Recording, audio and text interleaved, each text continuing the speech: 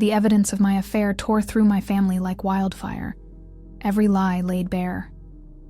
Our son's sobs upstairs shattered the silence. Noah kissed his head, then met my eyes and said, "You buried yourself.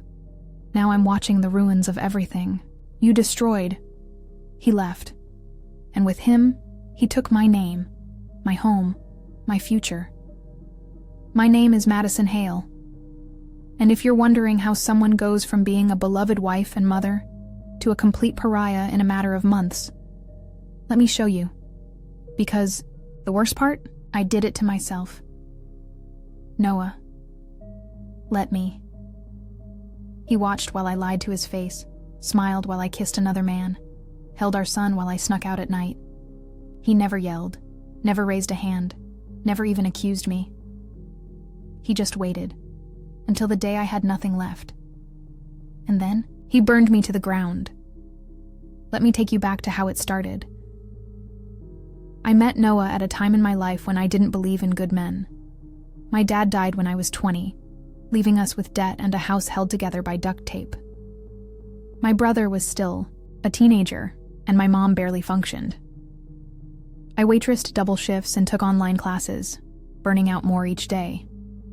Then came Noah. Quiet, kind, consistent in a way I wasn't used to. He'd come in during the late lunch shift and always sit at the same corner booth. He never complained when I got his order wrong, even when I forgot the sugar 3 days in a row.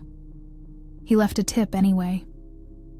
One day I cried in the walk-in fridge over a broken coffee machine. When I came back out, he had paid for everyone's meal and told my manager to give me a break. Noah saved me before I even knew I needed saving. We started dating. He fixed our roof, helped my brother with homework, took my mom to doctor's appointments when I couldn't. By the time I was 25, he'd paid off my loans, proposed, and bought us a modest but cozy home. He didn't have much himself, worked in IT, drove an old Camry, but every cent he had, he spent building a life for me, for us. When we had our son, I thought I'd reach the mountaintop. And then, the discontent crept in, not all at once. Slowly. It was boredom at first. Resentment, maybe. I had a toddler on my hip and dishes in the sink. Noah never argued, never pushed back. He just gave. I should have loved that, but I started craving friction. Heat. Something alive. I went back to grad school, thinking it would give me purpose. It didn't. Instead, it took everything from me. My husband, my son, my entire life that I've built so all these years. Professor Daniel Whitmore, sharp, confident, magnetic. The kind of man who made everyone in a room tilt toward him. He wasn't just charming, he was dangerous. Married with 2 kids and a reputation for being hands-on with mentorship. He complimented my writing, told me I had depth most women didn't. It started with coffees after class, then extended office hours. He'd lower his voice and ask about my marriage. Does he understand you? Do you still feel alive? I told myself it was harmless. But I knew. I knew what this was leading to. I let it happen either way. I told myself it was important. It was important for my studies. He was just helping. But I've heard the rumors too. Rumors about Daniel. How he used his position to get what he wanted. How other students whispered about late-night meetings that weren't just about coursework. I told myself those were just stories, until I was in one of those stories myself. One night, after a university seminar, he offered to walk me to my hotel. It's late. Would be a shame if I let a girl.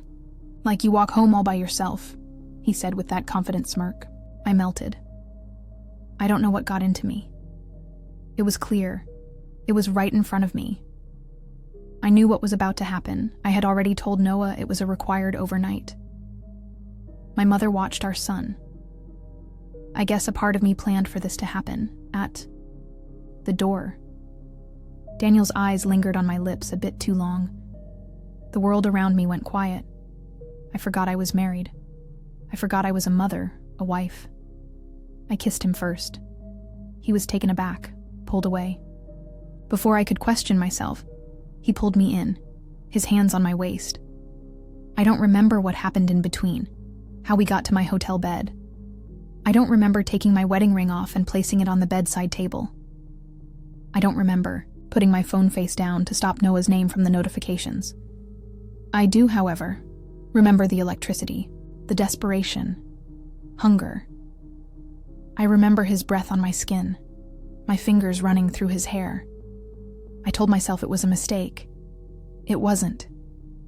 Because the following week I was back in his office, locked door, blinds drawn. I straddled him in his chair.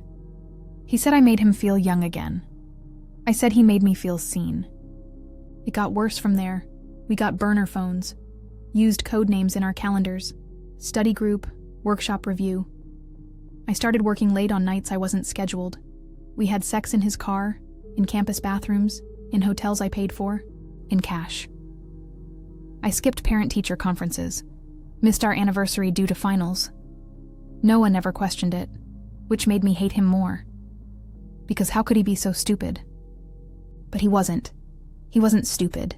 He was watching and collecting. One night, I almost got caught. Daniel and I had just left a bar after a literary panel and were kissing outside his car when someone called my name.